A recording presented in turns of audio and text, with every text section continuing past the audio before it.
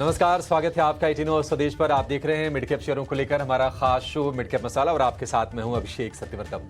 कल की गिरावट के बाद बाजार आज संभलने की कोशिश कर रहे हैं। आज से आरबीआई की मॉनेटरी पॉलिसी कमेटी की बैठक शुरू हो गई है 3 दिनों की और 6 जून को यानी कि परसों पॉलिसी को लेकर फैसला आएगा। उम्मीदें हैं रेट कट होने की। तो हम देख रहे हैं कि जिन सेगमेंट को, जिन सेक्टर्स को आरबीआई की दरों में कटौती का फायदा मिलता है, सीधे तौर पर, वैसे तो पूरी इकोनॉमी को फायदा होता है लेकिन सीधे तौर पर जिनको फायदा मिलता है वहां पर आज हम तेजी देख रहे हैं। स्पेशली ऑटो में आज आप बाइंग होते हुए देखेंगे और बैंकिंग स्टॉक्स में थोड़ा मिला जुला कारोबार है। एनबीएफसीज में मूव ठीक ठाक आज आपको दिखेगा। इसके अलावा कुछ इंश्योरेंस शेयरों में भी आज तेजी का माहौल है, लेकिन ओवरऑल एक रेंज में ही बाजार है। रेंज के ऊपर निकल नहीं रहा है। निफ्टी की बात करें 50 अंक ऊपर है। निफ्टी बैंक की बात करें वहां पर भी 40 अंकों के आसपास की हल्की सी तेजी है। हालांकि ब्रॉडर मार्केट का जो टेक्सचर है वो थोड़ा सा बेहतर आपको जरूर दिखेगा। एडवांस डिक्लाइन का रेशियो देखिए, 1450 शेयर इस वक्त तेजी वाले हैं और उसके मुकाबले करीब 1250 शेयर इस वक्त गिरावट के साथ कारोबार करते हुए दिखेंगे। इंडिया विक्स थोड़ा और नरम हो गया।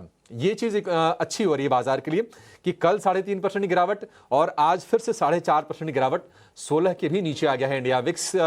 तो मार्केट को थोड़ा डल जरूर करेगा लेकिन यहां से ज्यादा गिरने नहीं देगा। इस बात की मतलब एक आंकड़े के तौर पर यह पुष्टि होती हुई जरूर दिख रही है। 24,500 के सपोर्ट को कल बाजार ने बचाया था और आज हम देख रहे हैं कि 24,600 के आसपास निफ्टी कारोबार करता हुआ आपको दिखेगा। आज का टॉप परफॉर्मर है इटर्नल यानी कि जोमेटो।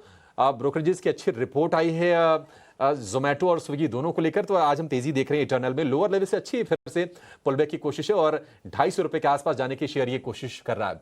तो मिड कैप में ये तो लार्ज कैप वाले शेयर हो गए जो इंडेक्स के पार्ट है, लेकिन मिड कैप में भी एक्शन भरपूर हो रहा है, उस पर भी नजर डालेंगे और 3 तस्वीरें जरा लेकर आइए जिसके जरिए अंदाजा लग जाएगा एक कि आज बाजार में मिड कैप का मोमेंटम कैसा है, मिड कैप का मूड किस तरह का दिख रहा है। तो धमाकेदार एक्शन कहां हो रहा है? GRSE garden reach ship builders, यहां पर हम देख रहे हैं कि अच्छी तेजी पर कारोबार हो रहा है। नई डील से 7% के आसपास की तेजी है। पहले पोलर रिसर्च वेसल का इन्होंने करार किया है और इस शेयर में बेहतरीन मजबूती के साथ कारोबार हो रहा है। पीआई इंडस्ट्रीज जो कि केमिकल कंपनी है, एग्रो केमिकल कह लें ज्यादा बेहतर होगा, इसमें करीब 5% के आसपास की मजबूती है और इसकी वजह यह है कि 8.7% बिक्री बढ़ने का अनुमान है पीआई इंडस्ट्रीज का। एबी फैशंस आज ये शेयर ब्लॉक डील का शिकार हो रहा है। 8.8% इक्विटी का सौदा हुआ है और शेयर में हम 10% के आसपास की गिरावट देख रहे हैं और लोअर लेवल से रिकवरी नहीं है। और ये रिकवरी इस वजह से नहीं क्योंकि देखिए डिस्काउंट पर ब्लॉक डील होती हैं अमूमन और उसके चलते थोड़ा सा प्रेशर स्टॉक में बिल्ड होता है। अगर किसी को लॉन्ग टर्म के लिए चाहिए तो शायद एक मौका भी बन जाता है। आगे एक्सपर्ट्स हम समझने की कोशिश करेंगे। तो ये 3 शेयर हैं, 2 तेजी वाले और 1 गिरावट वाले। लेकिन चलिए एक इंडेक्स का पहले व्यू लेते हैं और ये समझते हैं कि जब हम दिन के बीचों बीच खड़े हैं, 12:30 बज रहे हैं, आपकी रणनीति क्या होनी चाहिए? क्या बाजार यहां से तेजी के लिए तैयार है? हालांकि 25,000 के मुहाने पर जाकर बाजार कई बार ठिठका है, लेकिन अब यहां से भी 25,000 थोड़ा सा दूर लग रहा है। 400 पॉइंट दूर अभी है। एक इमीडिएट जो रेजिस्टेंस दिख रहा है वो है 24,800 का। हमारे साथ आज आपको गाइड करने के लिए जुड़ गए हैं हमारे आज के खास मेहमान मोतीलाल ओसवाल की रुचि जैन। रुचि जी, बहुत शुक्रिया आपका समय देने के लिए। स्वागत है आपका 18 स्वदेश पर। चलिए शुरुआत कर लेते हैं, सीधे पहले इंडेक्स का ट्रेड समझ लेते हैं, उसके बाद हम शेयरों की चर्चा करेंगे। तो पहले निफ्टी का 3 घंटे का ट्रेड।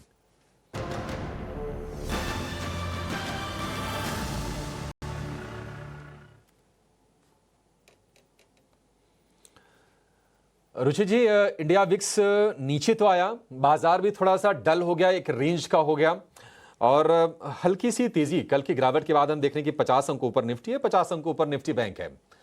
अब किस साइड का ट्रेड लेना चाहिए रुचि जी? क्या एक तेजी यहां से करें या फिर इंडेक्स थोड़ा रिस्की है क्योंकि वोलेटाइल ज्यादा हो रहे हैं? ये अभिषेक जी, वॉलेटिलिटी डेफिनेटली पिछले कुछ दिनों में थोड़ी रही है।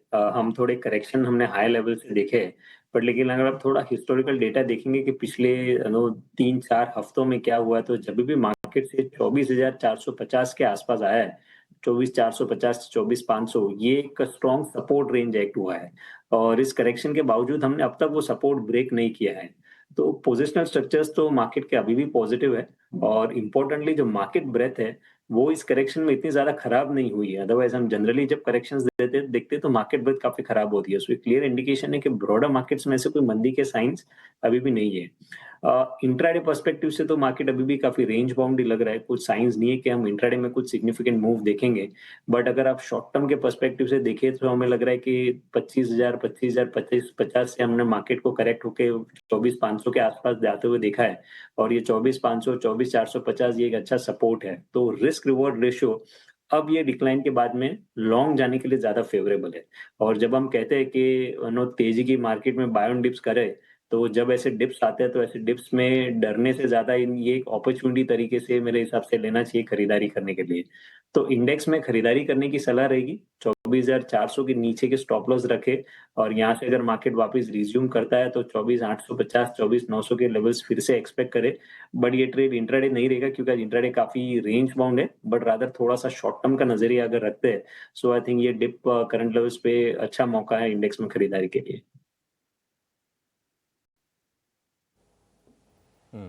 ठीक है, ये डिप अच्छा मौका दे रहा है। हालांकि आज 80 अंकों के आसपास की ही रेंज है निफ्टी में। फिलहाल 24,600 के आसपास कारोबार होता हुआ दिखेगा। रुचि जी, कोई स्टॉप लॉस, कोई मतलब क्या स्टॉप लॉस रखें? 24,450 स्टॉप लॉस लगा के बाइंग करें? 400 का अभिषेक जी मैं स्टॉप लॉस रखने की सलाह दूंगा। थोड़ा सा डीप है, बट लेकिन 24,450 500 एग्जैक्ट सपोर्ट रेंज है। सो काफी बार होता है कि हम वो नो सपोर्ट टेस्ट करके वापस यहाँ पे बाइंग आता है। So to be a bit safer side 24,400 का स्टॉप लॉस रहेगा। और 24,900 तक के अप मूव नो जब भी अप मूव फिर से आएगा तो एक्सपेक्ट कर सकते हैं। ठीक है, अप मूव में 24,900 आप उम्मीद करके चलिए। 24,400 का स्टॉप लॉस, तो 200 पॉइंट के नीचे की आपको स्टॉप लॉस लगाने हैं। 300 350 पॉइंट ऊपर के अपसाइड आपके लिए बन जाएंगे। निफ्टी में अगर डिप मिल जाता है आपको थोड़ा सा नीचे, और आपके लिए एंट्री पॉइंट बेहतर हो जाएगा। तो ये इंडेक्स की आपकी प्लानिंग हो गई है। देखिए, पॉलिसी सामने है। उम्मीद करेंगे कि पॉलिसी के बाद में थोड़ा सा मार्केट में डिसरप्शन आए। ये बहुत ही रेंज में फंस गया है, निफ्टी या फिर निफ्टी बैंक दोनों। निफ्टी बैंक की तो रेंज डिफाइंड हो गई 1,000 पॉइंट की। बच्चे को याद हो गया होगा कि नहीं, 55,000 का सपोर्ट है, 56,000 का रेजिस्टेंस है। तो अब थोड़ा रेंज के बाहर निकले तो थोड़ा एक्साइटमेंट बिल्ड हो। अब शेयरों पर आते हैं। रुचि जी, मिड कैप में, स्मॉल कैप में हरकत बहुत है, और उन शेयरों में बड़ा एक्शन हो रहा है जो ब्लॉक डील के लिए आ रहे हैं, जहां प्रमोटर थोड़ा सा अपने स्टेक को ट्रिम कर रहे हैं बाजार की तेजी को देखते हुए। आप ये बताइए कि आपके हिसाब से ट्रेड के अच्छे मौके कहां पर मिल रहे हैं? 2 या 3 शेयर आप बताइए जहां पर अभी के अभी ट्रेड लेना है। तो अभिषेक जी आई थिंक नो एक चीज थोड़ी क्लियर होनी चाहिए कि जहाँ पे प्रमोटर की सेलिंग हो रही है वो स्टॉक से फिलहाल दूर रहे। क्योंकि अगर प्रमोटर अगर सेलिंग करके निकल रहे हैं तो डेफिनेटली वो इतने अच्छे साइंस नहीं है। सो ये भी देखना काफी जरूरी है नो मार्केट्स में। अब जो स्टॉक्स में करंट लेवल्स पे भी मौके दिख रहे हैं कि जहाँ पे खरीदारी करनी चाहिए, एक तो कॉनकॉर कंटेनर कॉर्पोरेशन। इनफैक्ट ये सेक्टर ही पूरा देखेंगे तो हमें नो पोजिशनली काफी स्ट्रॉन्ग नजर आ रहा है। अच्छे खासे प्राइस वाइज करेक्शन के through container corporation know recently हमने देखा है कि अच्छे खासे प्राइस वाइज करेक्शन हुए हैं। सो यहाँ पे हमें लग रहा है कि डाउन साइड काफी लिमिटेड है करंट लेवल से। तो कॉनकॉर में खरीदारी की सलाह रहेगी। 770 के नीचे स्टॉप लॉस रखे। और नियर टर्म में 840 तक के अराउंड के टारगेट्स नो ये स्टॉक में एक्सपेक्ट कर रहे हैं। और जो सेकंड पिक रहेगी वो बैंकिंग क्षेत्र में से इंडियन बैंक है कि पीएसयू बैंक्स में हमने रिसेंटली काफी अच्छी तेजी आते हुए देखी है। जिसमें इंडियन बैंक एक अच्छा आउट परफॉर्मर रहा है। रिसेंटली 620 630 एक रेजिस्टेंस जोन का ब्रेकआउट आया है। और अब फिर से पुल बैक मूव आके वो ब्रेकआउट जोन अभी सपोर्ट कर रहा है। सो आई थिंक यहाँ पे काफी अच्छा नो शॉर्ट टर्म में अप मूव की जगह बन रही है। तो करंट लेवल से 620 के नीचे के स्टॉप लॉस रखे। इंडियन बैंक में भी इस खरीदारी करने की सलाह रहेगी 660 के अराउंड के टारगेट के लिए। ठीक है, 660 के टारगेट हो गए इंडियन बैंक के लिए। इसका स्ट्रक्चर अच्छा है। बार बार ये शेयर हमारे एक्सपर्ट्स के रडार पर आया है। और जो दूसरा शेयर है कंटेनर कॉर्पोरेशन का, 770 का स्टॉप लॉस, 840 का टारगेट। अगर आप रेलवे से जुड़ी हुई कंपनी है ये, और अगर आप रेलवे के बाकी शेयरों को देखेंगे भी ना, इरकॉन हो गया, आरवीएनएल, राइट्स, आईआरएफसी, आईआरसीटीसी, आज पूरा का पूरा रेलवे का खेमा आज बजिंग है। स्पेशली जो सरकारी कंपनीज हैं वहां पर रफ्तार काफ़ी ज़बरदस्त देखने को मिल रही है। लेकिन ये दो शेयर रुचि जी के टायर पर हैं, आप इन पर फोकस कीजिए और इनमें आपके लिए अच्छे पैसे बन जाएंगे। एक शेयर और रुचि जी आप जरा राय दीजिए, और वो है इटर्नल। इटर्नल ऐसा लग रहा है कि एक ब्रेकआउट के लिए तैयार है फिर से, क्योंकि ठीक ठाक कंसोलिडेट कर चुका है ये शेयर 220 से 240-45 वाली रेंज में। आपको भी लगता है क्या साइंस मिल रहे हैं इसमें तेजी के? लास्ट 4-4.5 महीने से हमने एक कंसोलिडेशन फेज ये स्टॉक में देखा है, और ये कंसोलिडेशन का ब्रेकआउट आ गया जब 247 टू 47 के ऊपर ये स्टॉक निकलेगा तभी। तो आई थिंक नो ब्रेकआउट आने के चांसेस तो लग रहे हैं। आज हम सेक्टर में जो दूसरा स्टॉक है स्विगी, उसमें भी काफी अच्छा प्राइस वॉल्यूम एक्शन हमने नो रिसेंट अंडर परफॉर्मेंस के बाद देखा है। सो बट लेकिन मैं प्रीएम्प्ट करने की सलाह नहीं दूंगा। स्टॉक 245 के आसपास तो ट्रेड कर ही रहा है, तो ऐसा नहीं है कि ब्रेकआउट के बाद लेंगे तो कोई बड़ा मूव यहाँ से मिस हो जाएगा। 247 ये लेवल अगर सरपास होता है इटर्नल, तो उसके बाद में डेफिनेटली ये स्टॉक में खरीदारी करे और 240 के नीचे स्टॉप लॉस रखे और एक्सपेक्ट करें कि स्टॉक में 256 के टारगेट, 256 से 258 तक के टारगेट्स नियर टर्म में आ सकते हैं। ठीक है, छोटी अवधि में आप 256-258 तक के टारगेट के लिए इटर्नल, फॉर्मरली जोमेटो, इसमें आपके लिए ट्रेड के मौके बन जाएंगे। तो ये तो कुछ हो गए जहां पर कैश में या फिर फ्यूचर्स में आपके लिए मौके बनेंगे, और मिड कैप के कुछ शेयर्स हमने आपके लिए तलाश के दिए रुचि जी के माध्यम से। एक और काम करते हैं, अगर आपको ऑप्शंस में ट्रेड करना है तो वो मौके भी हैं, ले लीजिए ऑप्शंस के चैंपियन के जरिए।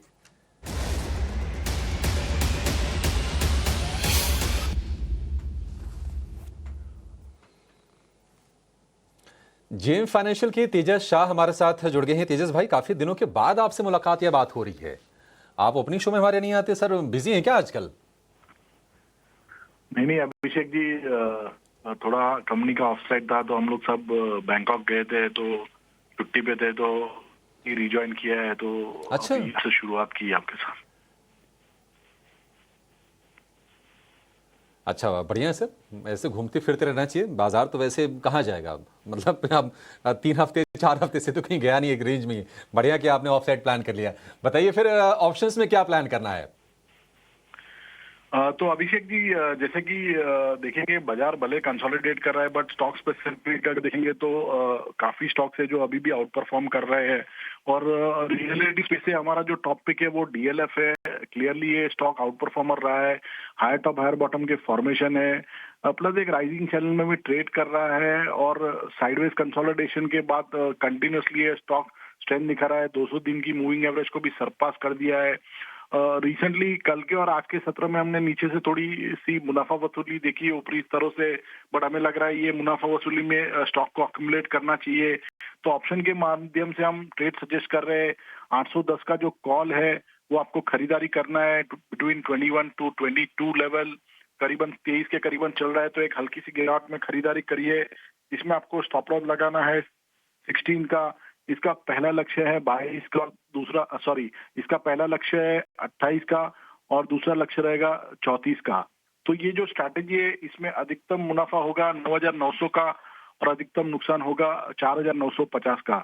लग रहा है ये डीएलएफ का जो स्टॉक है यहाँ से भी रैली करेगा, तो बाय ऑन डिस्क की स्ट्रैटेजी रखनी चाहिए। और आने वाले दिनों में मुझे लग रहा है ये स्टॉक किसी का लंबा नजरिया रहेगा तो 850 तक भी जा सकता है। ठीक है, बाय ऑन डिप्स की वैसे सलाह है, 850 के टारगेट बन जाएंगे, और 650 के लेवल से हमने एक बढ़िया मोमेंटम हमने डीएलएफ के शेयर में बनते हुए देखा। 800 रुपये के आसपास थोड़ा समय बिताया, लेकिन फिर से चलने की तैयारी कर ली है। ऑप्शंस में आपको ट्रेड करना है 810 वाली कॉल खरीद के, जो कि मिलेगी आपको 21 से 22 रुपये के भाव पर।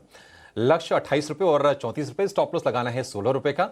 अधिकतम मुनाफा 9,900 का और अधिकतम नुकसान जो है 4,950 का, यानी कि करीब आधा हो गया, आधी हो गई ये रकम। और रिस्क रिवॉर्ड रेशियो बढ़िया 1:2 का इस ऑप्शंस में। डीएलएफ बढ़िया स्टॉक, कोई दिक्कत की बात है नहीं, और पैसे बना के दिए भी हैं स्टॉक ने। आगे पॉलिसी खड़ी है, पॉलिसी का बेनिफिशियरी है रियल एस्टेट स्टॉक्स। अगर दरें घटती हैं 0.25% घटी तो भी पॉजिटिव, 0.5% घट गया तब तो बल्ले बल्ले, फिर तो मजा ही आ जाएगा। तो ये इन स्टॉक्स को और इस स्ट्रेटजी को अपने रडार पर जरूर रखिए और जो स्टॉप लॉसेस बताए गए हैं उसको स्ट्रिक्टली फॉलो करके आप ट्रेड कीजिए। तेजस भाई, बहुत शुक्रिया आपका समय देने के लिए और ये बेहतरीन स्ट्रेटजी हमारे दर्शकों को बताने के लिए।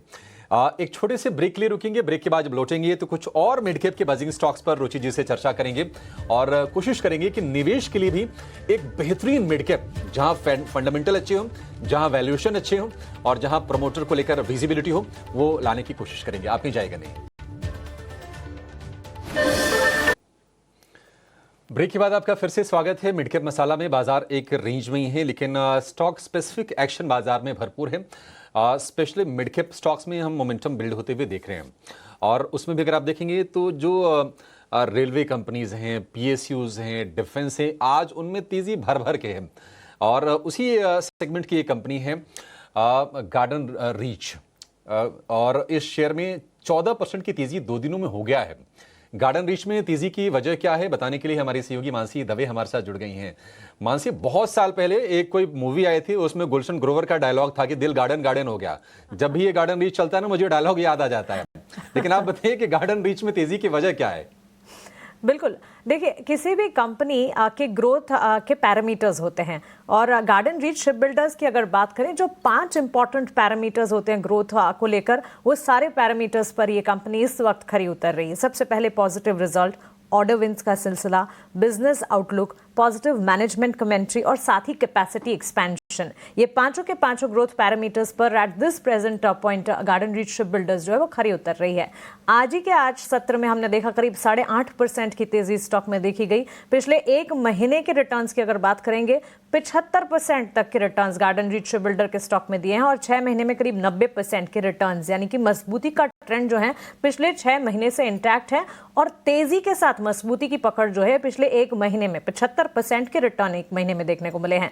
सबसे पहले तेजी की वजह, जैसे कि मैंने बताया, मजबूत ऑर्डर बुक, तिमाही नतीजा और बिजनेस आउटलुक है। Q4 के नंबर्स की अगर बात करें, कंपनी की आय 62% बढ़ी, वहीं मुनाफे में करीब 120% की बढ़त देखने को मिली। इसके अलावा ऑर्डर विंस, कंपनी के 3 ऑर्डर्स, वैसे तो कई सारे ऑर्डर विंस के चलते गार्डन रीच जो है वो फोकस रेडार पर रहती है, लेकिन एट दिस पॉइंट भारतीय नौसेना के एनजीसी प्रोजेक्ट में कंपनी सबसे कम बोली लगाने वाली L1 बिडर साबित हुई और इस डील के तहत 25,000 करोड़ तक के ऑर्डर्स कंपनी को मिलने वाले हैं। दूसरी, नॉर्वे की कंपनी कोंग्सबर्ग के साथ इन्होंने MOU एक साइन किया है और इस MOU के तहत डीप सी रिसर्च यानी कि अंडर वाटर रिसर्च जो है कंपनी करने वाली है और देश का पहला पोलर रिसर्च वेसल, जो इंडिजीनियस हम कहते हैं, इंडिजीनियस पोलर रिसर्च वेसल जो है वो बनाने के लिए कंपनी ने ये कोंग्सबर्ग के साथ MOU साइन किया है। तो सेकंड MOU की खबर आती हुई। और तीसरा, स्वान डिफेंस के साथ कमर्शियल शिप बिल्डिंग के लिए कंपनी ने MOU साइन किए हैं। तो ऑर्डर विंस और MOU का सिलसिला जो है वो लगातार जारी है। तीसरी चीज, मैनेजमेंट की तरफ से जो बयान आ रहे हैं, क्वार्टरली नंबर्स के बाद भी पॉजिटिव कमेंट्स मैनेजमेंट की तरफ से आए। मौजूदा स्तर पर मार्जिन्स बनाए रखने की उम्मीद है। अगले 2 वर्षों में भारतीय नौसेना से और ज्यादा ऑर्डर्स मिलने की संभावना और 7 जहाजों के लिए करीब 70,000 करोड़ की डील्स मिलने की भी संभावनाएं हैं। बिजनेस आउटलुक की अगर बात करें, यहाँ FY25, FY26 और FY27 के लिए पॉजिटिव बिजनेस आउटलुक है। मार्जिन्स के फ्रंट पर 13% मार्जिन्स जो है सस्टेनेबल रहेंगे FY25 के लिए, कंपनी के मैनेजमेंट ने कहा है। वित्त वर्ष 2026 में कंपनी की आय के हिसाब से पीक ईयर साबित हो सकता है, तो फॉरवर्ड लुकिंग गाइडेंस है और वित्त वर्ष 2027 में ग्रोथ जो है वो जारी रहने की उम्मीद है। तो तीनों सालों के लिए ग्रोथ का आउटलुक जो है, मैनेजमेंट काफी हद तक कॉन्फिडेंट है इस ग्रोथ को लेकर। And last but not the least, capacity expansion, की क्षमता विस्तार के प्लान्स जो हैं कंपनी के। शिप बिल्डिंग क्षमता 20 से बढ़कर 24 जहाज की हो चुकी है और 2025 के अंत तक 28 जहाज तक पहुंचने की उम्मीद कंपनी बनाकर चल रही है। और कोलकाता में कंपनी के मेजर डेवलपमेंट्स हैं, लेकिन अब कंपनी का फॉरवर्ड लुकिंग प्लान ये है कि कोलकाता से बाहर ग्रीनफील्ड विस्तार पर फोकस किया जाएगा। तो positive set of numbers, order wins का सिलसिला और पॉजिटिव मैनेजमेंट कमेंट्री और आगे फॉरवर्ड लुकिंग गाइडेंस, ये सारी की सारी चीजें हर पैरामीटर, हर लिहाज पर गार्डन रीच शिप बिल्डर जो है वो इस वक्त मजबूती के साथ दौड़ लगाती हुई।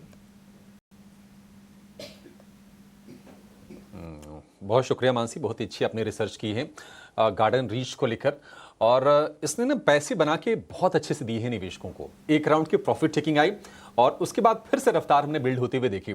मार्च में 1200-1300 रुपए के आसपास का शेयर हो गया था, लेकिन देखिए ये 3300-3400 रुपए के आसपास के प्राइसेस हैं और आपको जान के यकीन नहीं होगा कि अगर अब से अगर हम 3 साल पहले की बात करें, हम जून 2025 में खड़े हैं। जून 2022 की बात करें, मात्र 250 रुपए के आसपास का भाव था इस शेयर का, और वहां से 10 गुने से भी ज्यादा की कमाई करा के गार्डन रीच ने दी है।